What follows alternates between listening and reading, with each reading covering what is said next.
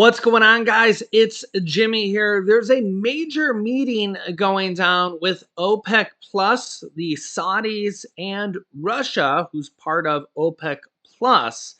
And they're going to try to manipulate oil and gas prices here yet again. They've already done this twice here, basically within the last year, to lower oil production worldwide and to raise your gas prices, even though we don't buy any oil from Russia. This causes oil production worldwide to go down and to raise the price of oil worldwide.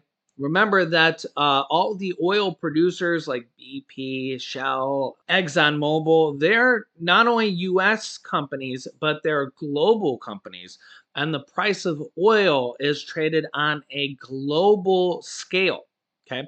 And you can see here, OPEC Plus prepares for a weekend meeting after the Saudis warn speculators to watch out.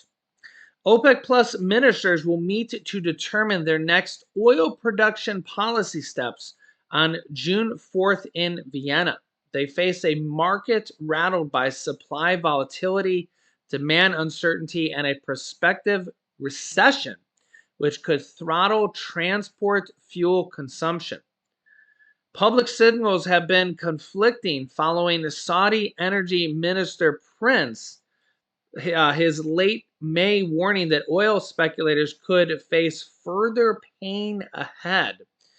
And OPEC Plus begins meeting that may agree further output cuts.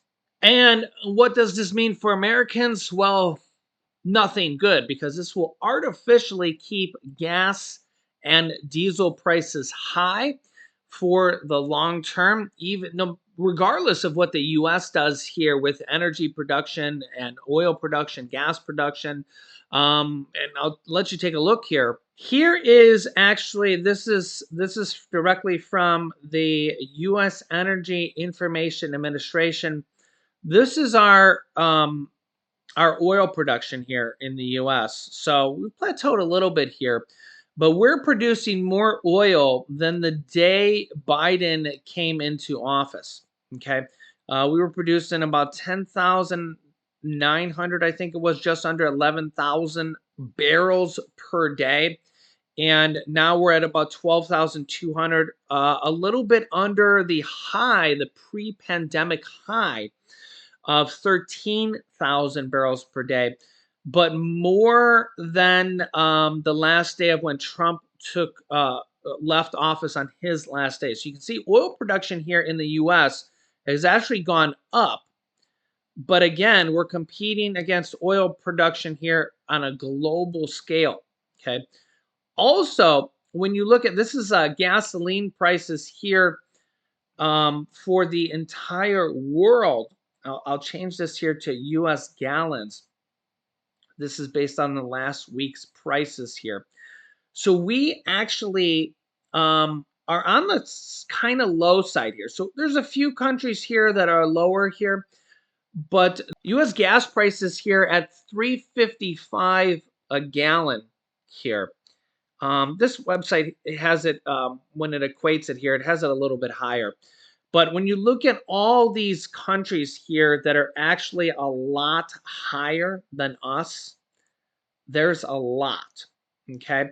And when you look at all these countries that have gas prices higher than us, China at like five, I have to probably zoom this back out here so it's more in line here. But look at these prices here. Canada at $5.11 a gallon if you equate it to US gallons and US dollars. Okay. China $4.36 a gallon.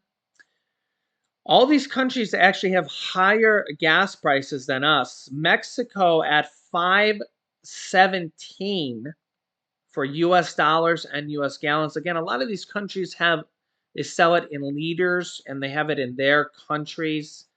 Currency. The United Kingdom's at 673 US dollars, US gallons. So that's like almost double the price of us. Sweden almost at $7 a gallon. Yikes. Germany 7.33 a gallon, Italy 7.40, France 7.50, Greece, Finland 7.50, 7.75, Norway $7.85 a gallon. Uh, Denmark $8 a gallon, Monaco 8.40, Iceland $8.50 a gallon, and Hong Kong $11.20 a gallon. So again, first of all, unbelievable, but most of Europe is in the $7 range a gallon. Yeah. So if you think inflation or gas prices are bad here in the US, imagine what it's like over there in Europe. Yeah, it's unbelievable here.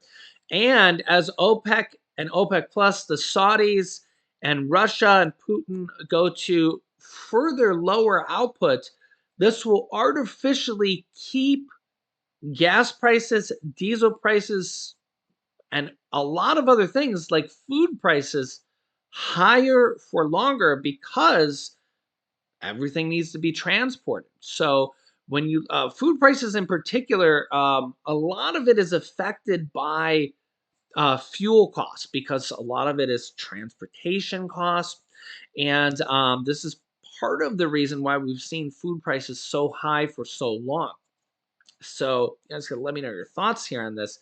But we're not going to see a lot of reprieve if we continue to see massive fuel cuts by OPEC Plus, which is a whole bunch of nations over there in the Middle East and Russia. They've cut millions of barrel per day cuts, and that raises prices on gas, oil, and diesel worldwide. And, the other thing I was kind of wondering here, will we ever see food prices go back down? That's kind of something to wonder about here, or is this just kind of the new norm? Have you seen food prices go down where you're living? Do you think they will go down here again? And this is with, we've already seen a SNAP cuts as the pandemic here is over. So like over 40 million Americans have seen their SNAP reduced. And now we're going to see more work requirements on SNAP for the elderly, people on Social Security, and children.